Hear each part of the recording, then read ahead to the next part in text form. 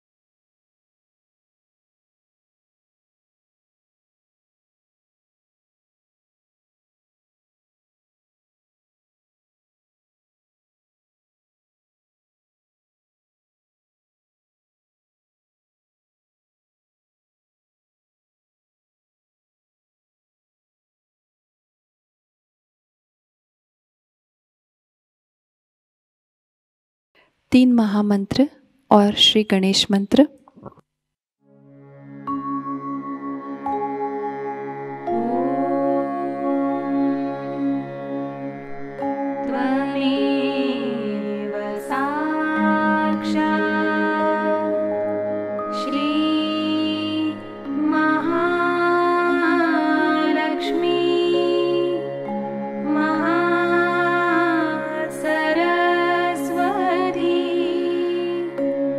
Maha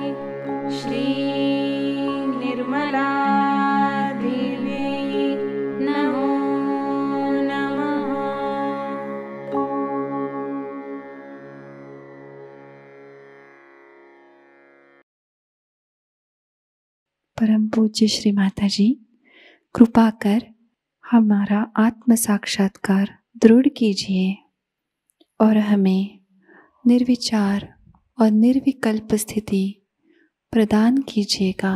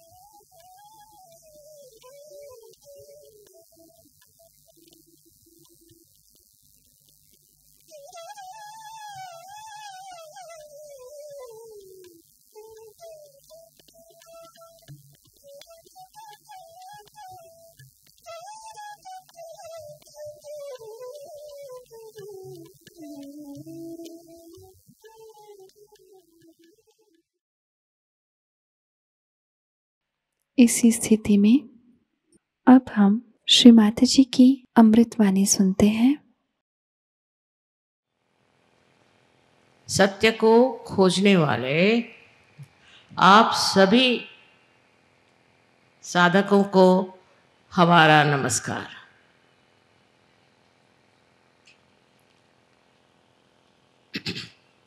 हम सत्य को खोज रहे हैं, किंतु कौन सी जगह खोजना चाहिए, कहाँ खोजना चाहिए, कहाँ ये सत्य छिपा हुआ है, ये पहले समझ लेना चाहिए। आप देखिए कि परदेश से हजारों लोग हर एक देश से यहाँ आते हैं और उनसे पूछा जाए कि तुम यहाँ क्यों आए, तो कहते हैं कि हम यहाँ सत्य खोजने आए। हमारे देश में तो सत्य नहीं, लेकिन भारतवर्ष में सत्य है, ये समझ करके हम यहाँ आए। और इस सत्य की खोज में हर साल हजारों लोग इस देश में आते हैं और हजारों वर्ष से आते हैं। आपने सुना ही होगा इतिहास में चाइना से और भी दूर देशों से लोग यहाँ आते थे और उनको पता नहीं कैसे मालूम था कि इस देश में ही सत्य निहित है, छिपा हुआ है। और उसकी खोज में वो दरी के अंदरों में घूमते थे, हिमालय पे जाते थे, हर तरह की प्रयत्न करते थे कि किसी तरह से हम सत्य को खोज, क्योंकि वो किसी भी धर्म का पालन करते हैं, लेकिन वो जानते थे कि सिर्फ इस धर्म पालन से हमें सत्य नहीं मिलता। ये तो एक मार्गदर्शक है, जैसे रास्ते पे इशारे पे लिखा जाता है कि रास्ता, किंतु इससे हम पाते नहीं। इसलिए इस अधूरेपन से परेशान हो करके वो अपने भारतवर्ष में आते थे। अब यह सत्य हमारे देश में था और है और अब भी है। और इस सत्य को पाना अत्यंत आवश्यक। अपने यहाँ की प्रणाली और प्रदेश की प्रणाली में बहुत अंतर है। वहाँ की जो ज्ञान की प्रणाली है वो इस तरह है कि अगर कोई बात कोई आदमी कहता है तो उसको फौरन वो देखने लगते हैं, उसका निरीक्षण करते हैं और उसका विश्लेषण करते हैं कि ये बात कहाँ तक सही है। ईसा मसीह ने भी अगर कोई बात कही तो उसका विश्लेषण हो जाता। उस विश्लेषण से जो असलियत है वो पता नहीं लगती और उसके दूसरे विद्रूप रूप सामने आ जाते। अब ये सोचना है कि अपने देश की प्रणाली कैसी। एक तो इस देश में कोई तो विशेषता पवित्रता है कि यहाँ इतने ऋषि मुनि और इतने मनन करने वाले महान लोग हैं हजारों वर्षों, और वो बढ़ते बढ़ते 16वीं शताब्दी तक हम देखते हैं कि यहाँ गुरु नानक जैसे अनेक ऐसे साधु संत हो गए कि उन्होंने सत्य पे काफ़ी कुछ लिख दिया, काफ़ी कुछ कहा गया, समझाया गया। लेकिन हमारी जो प्रणाली है वो इस तरह की है कि जो ऐसे पहुँचे हुए पुरुषों ने लिखा है उसका हम वहाँ पर नहीं करते, उसको हम डिस्कस नहीं करते, उसको हम शास्त्रीय दृष्टि से नहीं देखना चाहते, क्योंकि वो पहुँचे हुए लोग हैं, वो ऊंची स्थिति पे हैं। वहाँ से उन्होंने अगर कोई बात कह दी तो उसको हम मान्य करके उस रास्ते पे चलते हैं। ये हमारे देश की विशेष तरह की एक प्रणाली है जिसमें हम एक श्रद्धा भाव से, एक विश्वास के साथ इस चीज़ को मानते हैं कि जो बड़े पहुँचे हुए आध्यात्मिक स्तर के ऊंचे मार्ग में रहते हुए लोगों ने लिखा है वही बात सही है, उसमें झूठ नहीं। और उसको पड़तालने का, उसका विश्लेषण करने का हमें कोई अधिकार नहीं, क्योंकि हम कोई ऐसे बुद्धिमान नहीं, ऐसे हम पहुँचे हुए लोग नहीं, हमारे में इतने शास्त्र वगैरह का कोई ज्ञान नहीं, नहीं हम गहराई से कोई चीज़ जानते। एक बार इस बात को समझ लेने पर हम श्रद्धापूर्वक उस महान तत्वों को मानते हैं जो हमारे सामने इन ऋषि मुनियों ने रखा।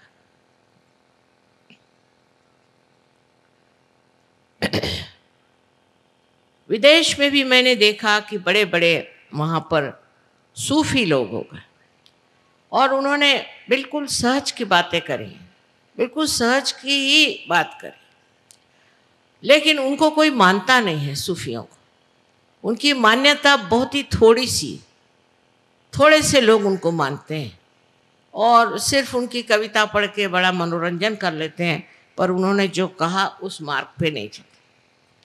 ऐसे हर एक देश में भी बड़े बड़े सूफी हो गए हैं। इंग्लैंड जैसे देश में भी विलियम ब्लेक जैसा एक बड़ा भारी संत हो गया, लेकिन उसकी बात कोई नहीं मानते हैं। और हमने तो कभी कॉलेज में भी उसका नाम नहीं सुना था, लेकिन हम जानते थे कि वो है। जब लंदन गए तो पहली मर्तबा हमने उनकी किताबें खरीदी। उसका कारण यह है कि विलियम ब्लेक पागल है, जितने भी सूफी थे सब पागल है, मतलब अपने ऋषि मुनि भी पागल है इनके हिसाब किताब से। इस तरह की जो अहंकारिता प्रदेश में है वो इस देश में नहीं थी ऐसा कहें, क्योंकि अब तो हम बिल्कुल परदेशी हो रहे हैं। हमें अपने देश के बारे में कुछ मालूमात ही नहीं, हमारे स्कूलों में बच्चों को कुछ मालूम ही नहीं। किसी बच्चे से हमने पूछा कि तुम अजंता के बारे में कुछ जानते हो, तो कहना ये अजंता हिंदुस्तान में है कि बाहर है। अपने देश की जो संपत्ति है वो इतनी ज़्यादा, इतनी गहरी, इतनी अचल है कि उसको देखना, जानना हम हिंदुस्तानी अपना कर्तव्य ही नहीं समझते। यहाँ की संस्कृति के बारे में तो कुछ बता ही नहीं सकते। कितनों ने मुझसे कहा, खासकर हमारे जो परदेसी सहयोगी हैं, कि माँ आप एक किताब हिंदुस्तान की जो खासकर गहरी बातें हैं उस पर लिखो। सो मैंने कहा कौन सी गहरी बात? कहले संस्कृति, भारतीय संस्कृति पर आप एक किताब लिखो। मैंने कहा ये तो महासागर, इस सागर में से मैं आपको क्या दे सकती हूँ? उसके लिए तो ग्रंथ पे ग्रंथ लिखने पड़ेंगे। एक छोटी सी बात हम सब हिंदुस्तानियों के लिए बताती हूँ मैं, मजाक की बात, कि एक फॉरेन लेडी थी, अम्बासडर की बीबी थी, वो हमारे पास है। सो गले में वो हार पहने हुए थे। तो मुझे कहले मेरे समझ में ये हिंदुस्तानी नहीं आते। मैंने कहा क्या हुआ? कहले मैं एक फूलों के दुकान में गई थी और उस दुकान में बड़ा सुंदर एक हार था, वो खरीद के मैंने पहन लिया। तो वो जो लड़की थी जिसने बेचा, वो पेट पकड़ पकड़ के हंसने लग गई और रास्ते में सब लोग मेरे ऊपर हंस रहे क्योंकि मैंने गले में हार पहन लिया। मैंने कहा अब इसको कैसे समझाएं? मैंने कहा भाई देखो, यहाँ कोई अगर आपका आदर करे तभी हार पहनाया जाता है। आप अपना ही आदर तो कर नहीं सकते, तो आप अगर खुद आदर करें अपना और हार पहन लें तो ये तो हिंदुस्तानी जो संस्कृति है उसके लिए एक बड़ी हास्यास्पद चीज़ है, इसे सबको हंसी आएगी। उससे कहा ये हिंदुस्तानी जो भारतीय आपकी जो चीज़ है ये बड़ी गहरी है। मैंने कहा ये तो आप कोई भी हिंदुस्तानी होगा ये बात समझ जाएगा कि इस तरह से अपने को आगे बढ़ा के रहना और इस तरह से अपने गले में हार पहन के घूमना, ये चीज़ बड़ी ही निंदनीय है, क्योंकि इसमें नम्रता नहीं, इसमें ये समझने कि हम हैं कौन, हम अपने को क्या समझे बैठे। लेकिन इस बात को लेकर के मैं कहूँगी कि महात्मा गांधी ने जो आंदोलन चलाया था वो बिल्कुल उल्टा फिर गया। जब हम गांधी जी के साथ थे, उनके साथ रहे और उन्हीं के बहुत सारी बातचीत और उनका ढंग जो था वो था, हालांकि वो भी प्रदेश के पढ़े हुए थे, कि अपनी भारतीय संस्कृति को उभारना चाहिए, उसके बगैर ये संसार नहीं बच सकता। इसका संसार को बचाना है तो भारतीय संस्कृति का यहाँ एक बढ़िया उदाहरण होना चाहिए, मसला होना चाहिए, जिसको देखकर लोग समझ जाए कि ये भी एक ज़िंदगी है, इसमें भी एक आनंद है। और उनके यहाँ 4 बजे उठने की प्रथा थी। 4 बजे उठ के नहा धो करके और आपको प्रार्थना में जाना पड़ता, और प्रार्थना में जाकर आप बैठिए तो वहाँ सांप भी बहुत, कभी कभी एक आध सांप आपके सामने डोलता हुआ दिखाई देता था, पर कुछ कभी किसी को काटा हो बिच्छू ने भी तो पता नहीं। इतना वातावरण उनका शुद्ध था और वहाँ नम्रतापूर्वक सब लोग, हर एक जाति के, हर एक धर्म के लोग बढ़ के प्रार्थना करते और प्रार्थना में संगीत आदि सब कुछ होता था। और उन्होंने जो भजनावली भी लिखी, आश्चर्य की बात नहीं है, क्योंकि मैं इस बात को जानती हूँ कि वो कितने आध्यात्मिक थे, कि सारे कुंडलिनी के ही चक्रों पर उन्होंने एक के बाद एक, एक के बाद एक के बाद इस तरह से सारे श्लोक लिखे पूरे। सबसे पहले उन्होंने लिखा था तो गणेश की स्तुति, फिर सरस्वती की स्तुति। इस तरह से करते करते उन्होंने हर एक चक्र के जो अधिष्ठित देवता थे उनके ऊपर में अपनी भजनावली में लिखा था और उसी तरह से गाने का। उसके बाद बाइबल से भी लॉर्ड्स प्रेयर कही जाती थी, उसके बाद कुरान से भी कहा जाता था, और भी बुद्ध धर्म का भी और जैन धर्म की भी उसमें कुछ न कुछ श्लोक होते थे। पर पहला जो हिस्सा था उसमें एक एक चक्र पे बैठे हुए हर एक देवता को उन्होंने लिया था। इतने आध्यात्मिक दृष्टि से देखते थे। वो कुंडलिनी के बारे में जानते थे, चक्रों के बारे में जानते थे। सब कुछ जानते हुए उन्होंने इस चीज़ को लोगों में लाने की कोशिश की। ऐसी भजनावली लिखाई जिसमें इस तरह से सब चीज़ें लिखी। और अध्यात्म के बारे में बहुत मुझसे भी पूछते थे। मैं तो बहुत छोटी लड़की थी, लेकिन तब से वो पूछा करते थे कि तुम बताओ कौन सी गहनता हमारे संस्कृति की विशेष है। अब इस संस्कृति के बारे में कहना बहुत ज़रूरी है, क्योंकि गांधी जी को तो लोगों ने भुला दिया। गांधी जी तो बिल्कुल बेकार हो गए, क्योंकि उनका आध्यात्म तो कहीं दिखाई नहीं देता। आज राजकारण में आध्यात्म की तो कोई बात ही नहीं कर। आध्यात्म में हम हिंदुस्तानी नहीं जाएंगे तो कौन जाएगा उसमें, कौन उसको समझेगा। आज आप देख रहे हैं यहाँ 75 देशों के लोग आकर के और बैठे।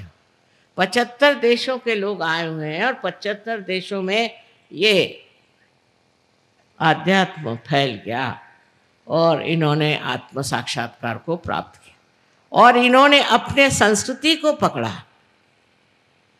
अमेरिकन संस्कृति की नहीं, इंग्लिश संस्कृति की नहीं, फ्रेंच संस्कृति की नहीं, उल्टे जिस देश से आए हैं उस देश की संस्कृति को कहते हैं कि ये तो बिल्कुल ही पतन के योग ले जा रही, ये हमारे आत्मा का हनन करती, ये हमें नैतिकता से गिराती। इन लोगों ने समझ लिया, अब हम लोगों को नहीं समझना चाहिए। हम लोग तो ऐसी ऐसी चीज़ों का वर्णन करते हैं, ऐसे ऐसे चीज़ों के लिए लड़ते हैं जहाँ नैतिकता का विचार है ही नहीं। और सबसे बड़ी चीज़ अपने संस्कृति की देन है कि हम लोगों को नैतिक होना चाहिए।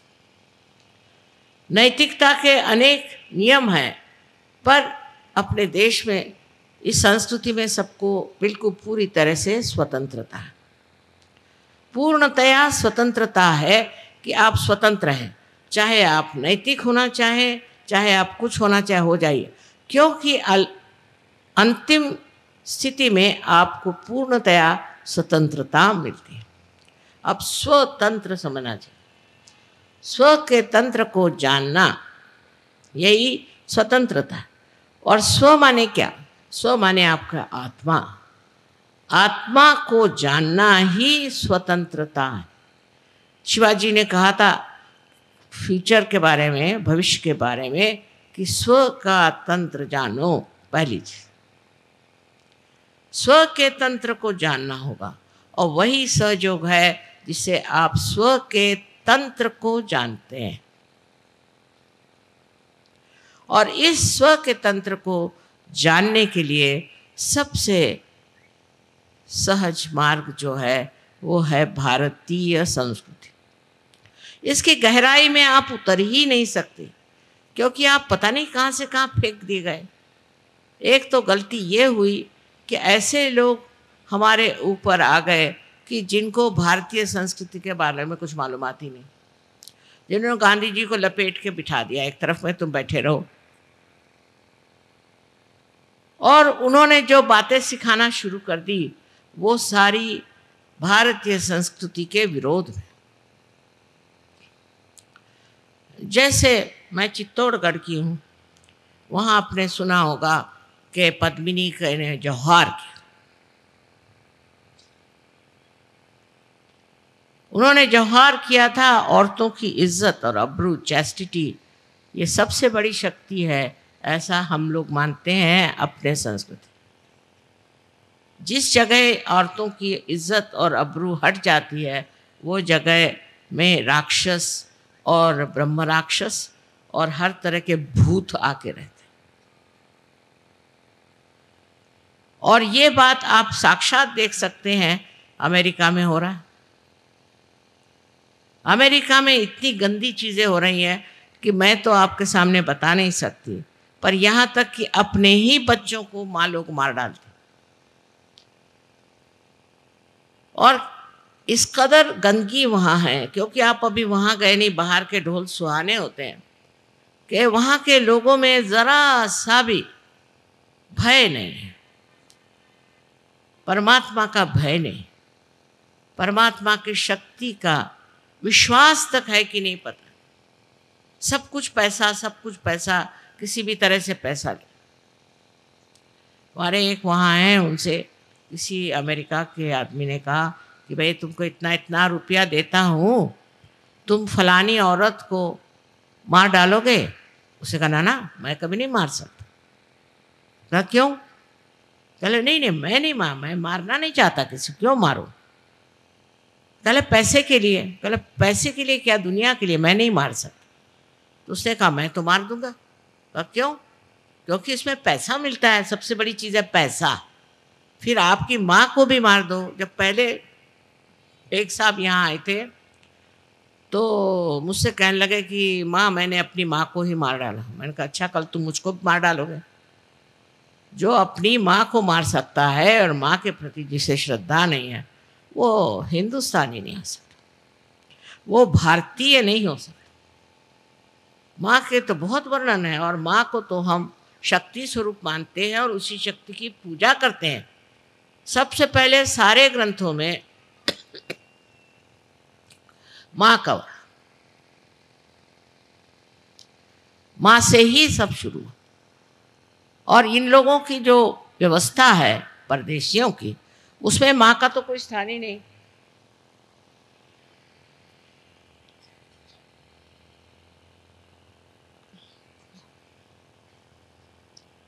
बहुत से देशों में तो देश का नाम भी बाप के नाम से, जैसे हम लोग भारत माता कहते हैं तो वो अपने देश को कहते हैं कि ये तो पुरुष है। उसमें से एक देश है जर्मनी। आप जानते हैं जर्मनों ने क्या किया? अब रो रहे हैं जो कुछ भी किया उसके लिए, पर किया तो सही। ऐसे भारतवर्ष के लोग नहीं कर सकते। अब हमारे यहाँ समझ की कितनी कमी है। एक किताब मैंने देखी जयपुर पे, वो जयपुर का कोई होएगा, उसने लिखी होगी। मुझे हैरानी हुई कि वो कहता है कि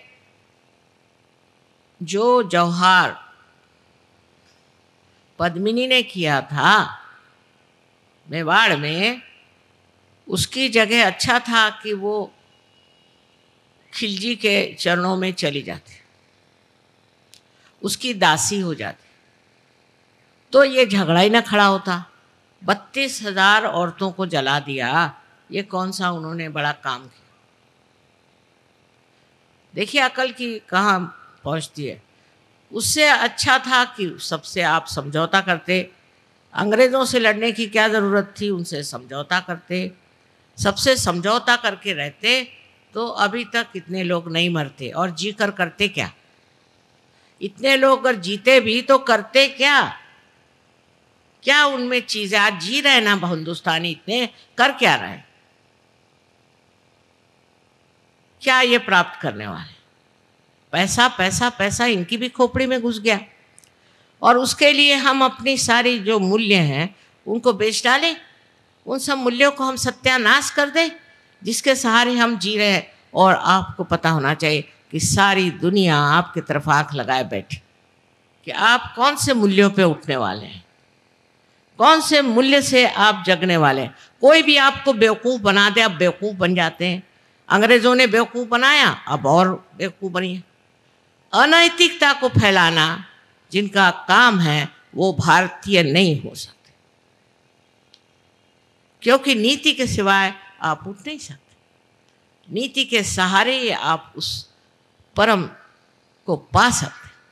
अगर आपने अंदर नैतिकता नहीं बैठी हुई तो आपका उद्धार हो नहीं सकता। आप नर्क में जाएंगे और आपका देश भी नर्क में जाएगा। जो लोग अनैतिकता को लेते हैं, जैसे देखा है हमने कि उन्होंने वहाँ पे हर तरह की स्वतंत्रता दे दी। अमेरिका किसी तरह से पैसा कमाना, फिर औरतें अपनी इज्जत बेचें, चाहे शराब के आप गुत्ते खोलिए, चाहे कुछ करिए, किसी तरह से पैसा कमाना है। और पैसा कमा करके ये नए अमेरिका का देश है क्या? आपको पता है सब पे कर्जा है। उस देश पे कर्जा है। हमारे यहाँ से इतने लड़के वहाँ गए, इतने पढ़े लिखे। मैंने कहा यहाँ आए क्यों? कल यहाँ बड़ी तनख्वाहें मिलती थी, पैसा मिलता था इसलिए आए। अच्छा, अब पैसा गया कहाँ? सब पे क्यों इतना कर्जा है? हर एक बच्चे पर कर्जा। मैंने कहा भाई ये हिंदुस्तानी होकर तुम्हारे ऊपर कर्जा क्यों हुआ? सोचने की बात है कि आप बड़े भारी इंजीनियर हो गए, डॉक्टर्स हो गए, चार्टर्ड अकाउंटेंट हो गए और यहाँ कर कर्जे में बैठे हो कि अब तुम वापस नहीं जा सकते। कल यहाँ पे जो लाइफस्टाइल है, यहाँ के जो रहन सहन है, उसमें तो कर्जा हो ही जाता। बेवकूफ़ जैसे वो लोग भी वहाँ ऑर्डर दे के ये चीज़ मंगा, वो चीज़ मंगा, और वो कार्ड रखते हैं, कार्ड, और सब कर्जे में है।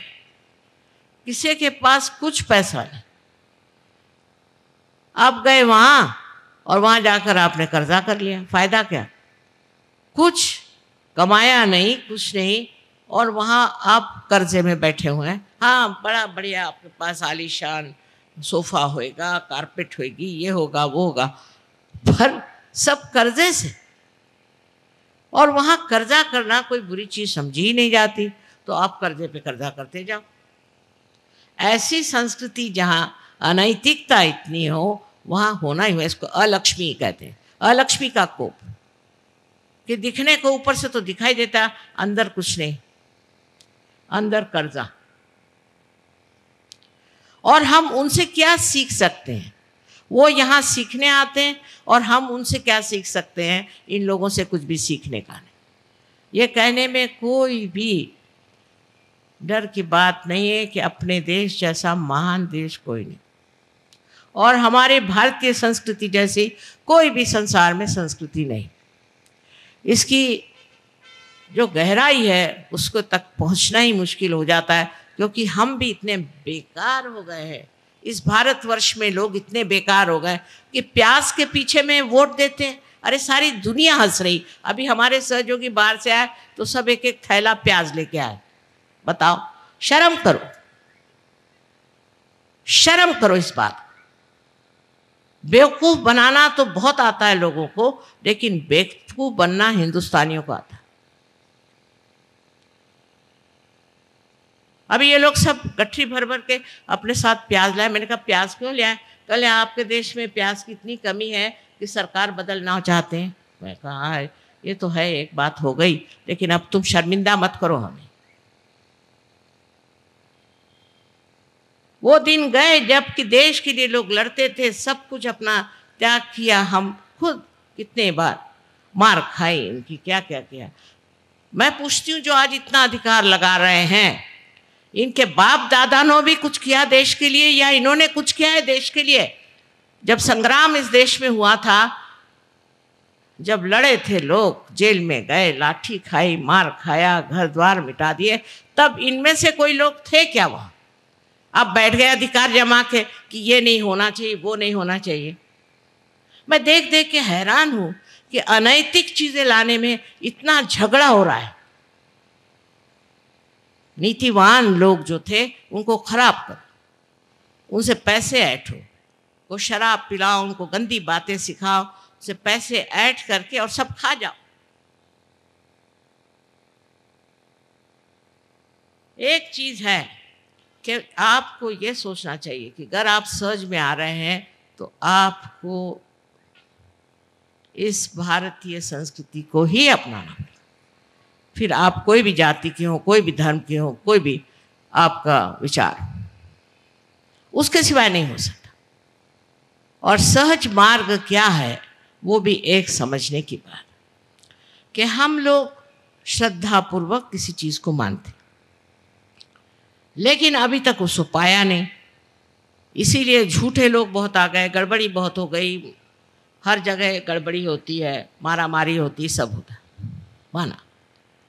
लेकिन इसके लिए बताया गया है कि तुम आत्म साक्षात्कार को प्राप्त, आप आत्म साक्षात्कार को प्राप्त करो।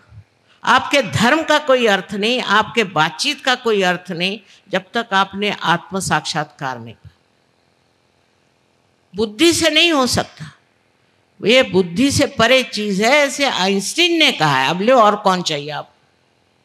ये बुद्धि से परे चीज है, बुद्धि से आगे है।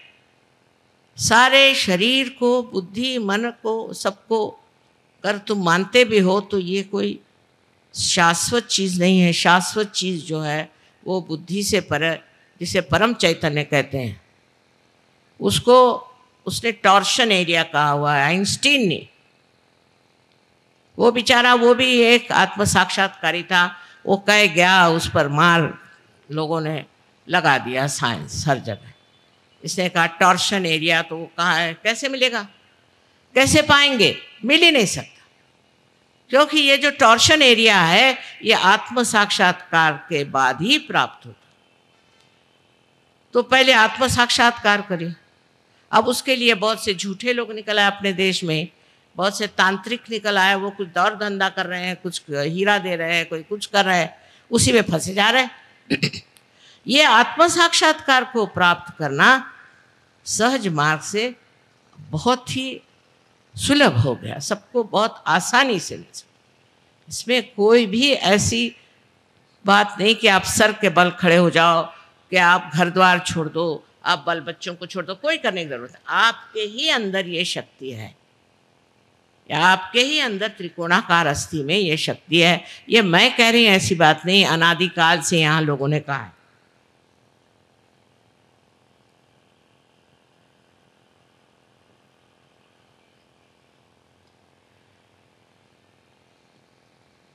सिर्फ जो लोग कहते थे, मुझे आश्चर्य है कि हमारे यहाँ से इतने हजारों वर्ष पूर्व मच्छिंद्रनाथ, गोरखनाथ, ये लोग कहाँ पहुँचे, तो बोलीविया, बोलीविया में पहुँचे, जो कि हम लोग जा नहीं सकते, वहाँ बड़ा मुश्किल है।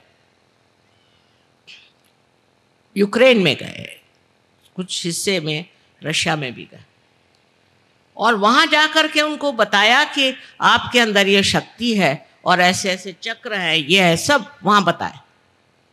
और हम उन्हीं के वंशज हैं, उन्हीं के हम बेटे हैं, बेटियां हैं, और हम क्या जानते हैं, कुछ भी नहीं जानते। वो बोलीविया के लोग सब जानते हैं, पर वो कह रहे इसकी जागृति हमें नहीं आती, इस कुंडलिनी की जागृति लेकिन हमें आती नहीं, बाकी हम सब जानते हैं। हम एक बार वहाँ गए और एकदम आग लग गई, जैसे हजारों लोग बोलीविया के पार हो, पर हमें तो वो ज्ञान भी नहीं और हम जानते भी नहीं। हमारे किताबों में इस मामले में कोई लिखता भी नहीं और न कोई बताता है। मानो हमको काट दिया, उस महान संस्कृति से, उस महान ज्ञान से हमको काट दिया, और काट करके हम अजीब एक पता नहीं कौन से देश के लोग बन गए। न तो अंग्रेज है, न धड़ी हिंदुस्तानी है, न धड़ी ये है, पता नहीं क्या बन गए हम लोग, हमें कुछ मालूमात ही नहीं। लोगों ने कहा अच्छा कुंडलिनी माने, कुंडलिनी माने, कुंडली की कुंडलिनी माने क्या, किसी को मालूमात ही नहीं है। सोचिए, इसमें जो सागर भरा हुआ है इस देश में, सागर भरा। अभी एक साहब मेक्सिको से आए थे, वो यहाँ पर एम्बेसडर हैं, तो मैंने उनसे कहा कि आपके यहाँ जो है बहुत ज़्यादा भूत विद्या है। कहले अच्छा, मैंने कहा मैं तो गई थी, मैं जानती हूँ भूत विद्या बहुत है वो। तो कहले वो साइकोलॉजी से चला जाएगा। मैंने आपकी साइकोलॉजी, साइकाट्री जो है वे एक बच्चे जैसी, उसकी चाइल्ड साइंस, उसमें कुछ है ही नहीं। आपको जानना है तो मैं बताऊँगी कि ये भूत विद्या, हमारे यहाँ जो साइकोलॉजी, साइकाट्री है, वो कितनी गहन, एक एक बातें उसके अंदर लिखी हुई है, और वो मैं समझाऊंगी तुमको। तो वो बेचारे बहुत ज्ञान पिपासु हैं, ज्ञान जानना चाहते हैं, लेकिन मेरे पास जब टाइम होगा तो बैठ कर उनको मैं समझाऊंगा। पर आप सोचिए कि आपके देश में इतना गहन यहाँ ज्ञान का भंडार पड़ा हुआ है, और आप कहाँ भाग रहे हैं, क्या कर रहे हैं आप लोग। जो देश आपके हिसाब से ऊंचे उठ गए, बड़े अग्रसर है, उनको जाके देखिए ना आप लोग। देखा नहीं, मैंने तो देखा है। वहाँ के लोग सुखी हैं क्या? अगर सुखी होते तो यहाँ क्यों आते? यहाँ आनंद को खोजने क्यों आते? वो तो ऐसी चीज़ है कि आज आपको एक छोटा सा घर चाहिए, फिर मोटर चाहिए, फिर फलाना चाहिए, फिर वो चाहिए। जो मिलता है उससे आप सुखी नहीं, उसके बाद दूसरी चीज़ चाहिए, उसके बाद तीसरी चीज़ चाहिए। तो उसके पीछे इतने भागने की ज़रूरत क्या? कोई समाधान नहीं, कोई संतोष नहीं। लेकिन सहज में ये सब मिल जाता है। सहज में आपको पूर्णतया समाधान और संतोष मिलता है। पर सहज मार्ग भारतीय संस्कृति पे बसा हुआ है, विदेशी संस्कृति नहीं चलेगी उसमें। जो सहज में आना चाहता है और आत्म साक्षात्कार लेना चाहता है, उसको पता होना चाहिए। अब ये औरतों को देखिए, बाहर से आई साड़ी आड़ियाँ पहन के बैठी हुई हैं। इसका मतलब नहीं कि अब वो हरे रामा जैसे कूदते फिरे, उसकी ज़रूरत नहीं। असलियत को पाना है, रियलिटी को पाना है, तो गहराई से उतर करके और इसमें समाना पड़ेगा, इसको समझना पड़ेगा। इसमें कोई ऐसी बात नहीं है कि जो आप नहीं कर सकते, क्योंकि आप इस महान देश में पैदा। ऐसा लिखा जाता है शास्त्रों में कि भारतवर्ष में पैदा होने के लिए हजारों वर्षों की पुण्याई काम आती। बताइए, हजारों वर्षों की पुण्याई के बाद मैं क्या देख रही हूँ, कैसे लोग पैदा हुए। और साहब, अभी हमारे ज़िंदगी में हमने ऐसे लोग देख लिए जिन्होंने देश के लिए अपनी जान निछावर कर दी, और अभी प्यास के लिए क्या बहे। शर्म की बात है। पद्मिनी ने 32,000 औरतों को लेकर जौहार कर दिया। हमारे देश की विशेषता क्या है? हमारे मूल्य पर वो सहज से जागरूक होंगे, क्योंकि मैंने देखा प्रदेश के भी लोगों में वही मूल्य जागरूक हो गए, क्योंकि ये हमारे अंदर बैठे हुए मूल्य हैं।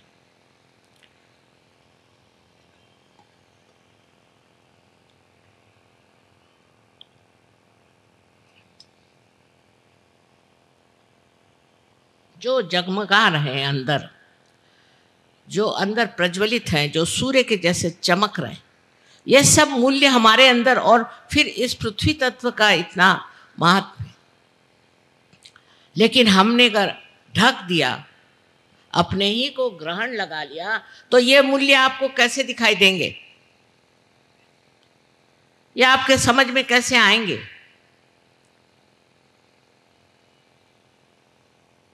कोई एक तरह का पर्दा हो तो बात करें। कबीरदास जी ने कहा था, बहुत सुंदर सब कुछ लिखा है उन्होंने सहज के बारे में, पर लोग समझ नहीं पाते, लोग नहीं समझ पाते।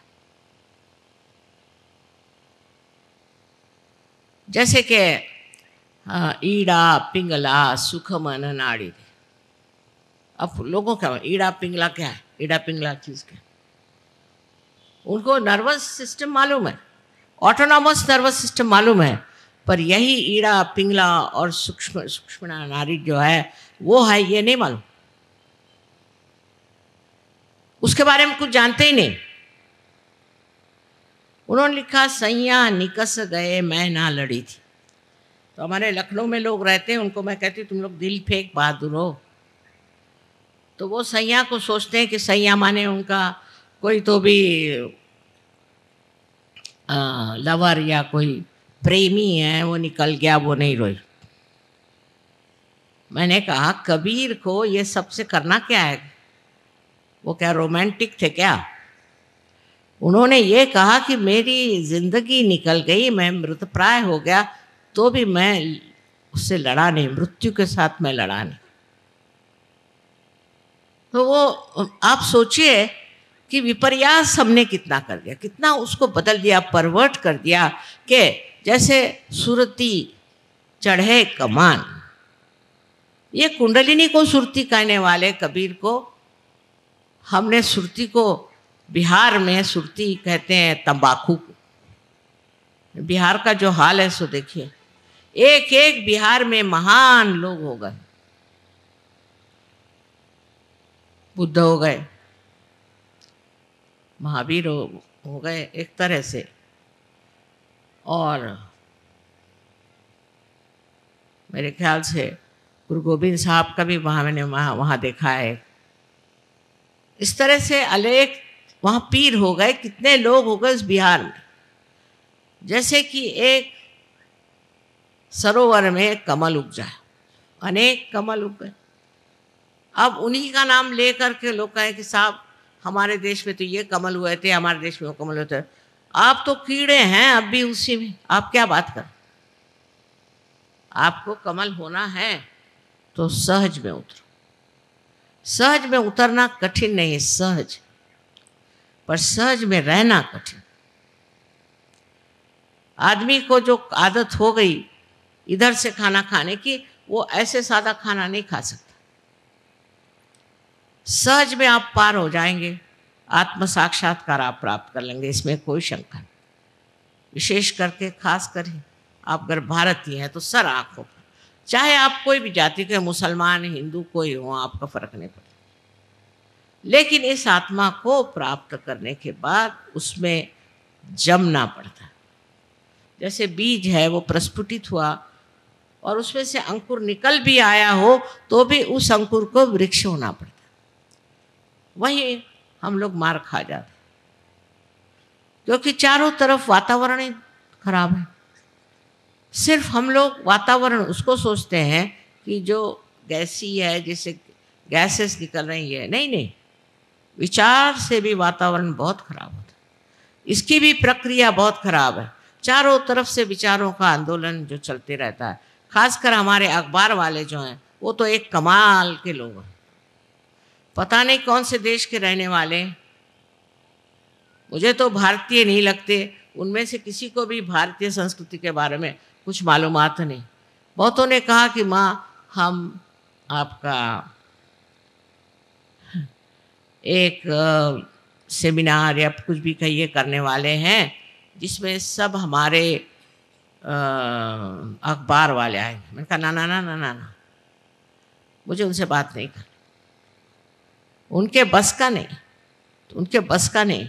रात दिन इससे उसको लड़ाओ, उससे उसको लड़ाओ, इससे झगड़ा करो, उससे झगड़ा करो, इसके सिवा और वो कुछ नहीं करते। पर अभी 30 देशों से यहाँ आए थे, 30 देशों से यहाँ आए थे लोग, जर्नलिस्ट आए थे, और उन्होंने कहा कि माँ हम चाहते हैं आपकी एक मीटिंग हो।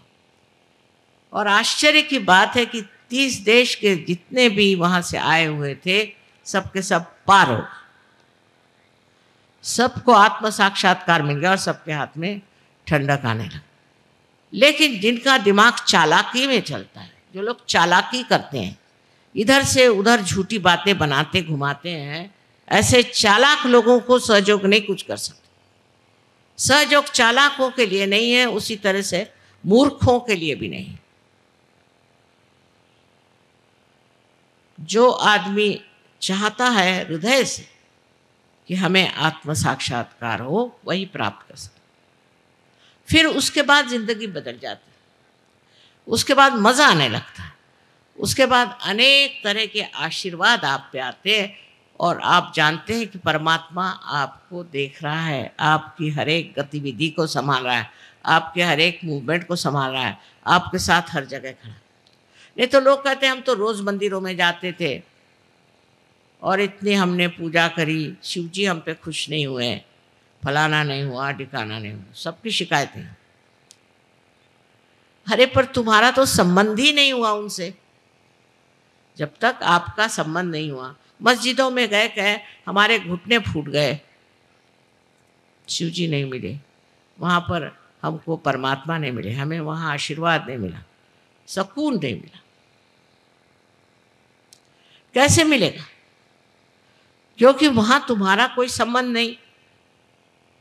कुरान को भी किसी ने पढ़ा नहीं है मेरे ख्याल से ठीक ठाक से। अगर पढ़े तो समझ में आएगा कि सारा सहयोगी वर्णित है उसमें। उनका खुद ही जो जिसे क़यामा कहते हैं, जिसको कहते हैं, वो किस तरह से ऊपर चढ़े और किस तरह से सफ़ेद घोड़े पे बैठ के ऊपर चढ़े, कैसे 7 स्तरों पे उठे, वो सारा सहजयोग है। जो सच्चे होंगे वो सच्ची बात लिखेंगे ना, इधर उधर की उटपटांग बात क्यों लिखे। ये तो उन्होंने बाद में नीति बना दी कि ऐसे नहीं करो, ऐसे नहीं करो, लोगों को बचाने के लिए, क्योंकि अरबस्तान के लोग ज़रा उनको मालूमात नहीं थी नैतिकता। अपने भारतीयों को मालूम है ये चीज़ गलत है, ये चीज़ सही।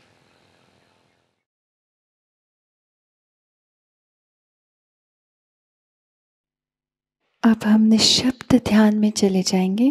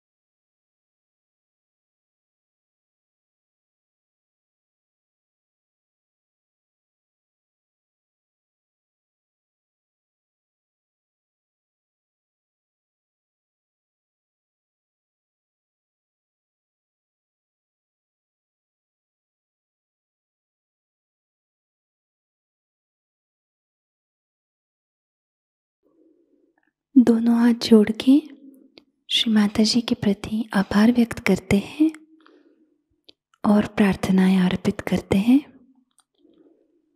परम पूज्य श्री माता जी, आज का सामूहिक ध्यान हम आपके श्री चरणों में समर्पित करते हैं।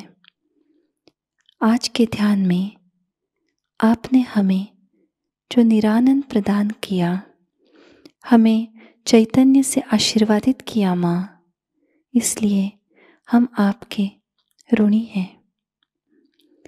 संपूर्ण विश्व में विश्व निर्मल धर्म प्रस्थापित करने हेतु कृपा कर हमें सहज योग प्रचार प्रसार का शुद्ध एवं प्रभावी माध्यम बनाइएगा। हमारी सभी प्रार्थनाओं का स्वीकार कर हमें आशीर्वादित करने की कृपा कीजिए माँ। जय श्री माता जी। सामूहिक बंधन लेते हैं।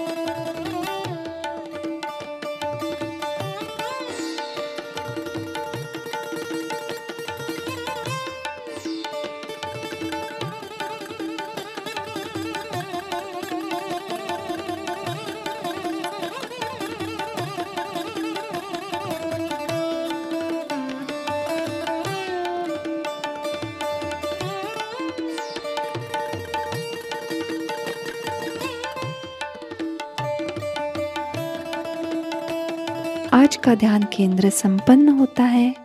जय श्री माता जी।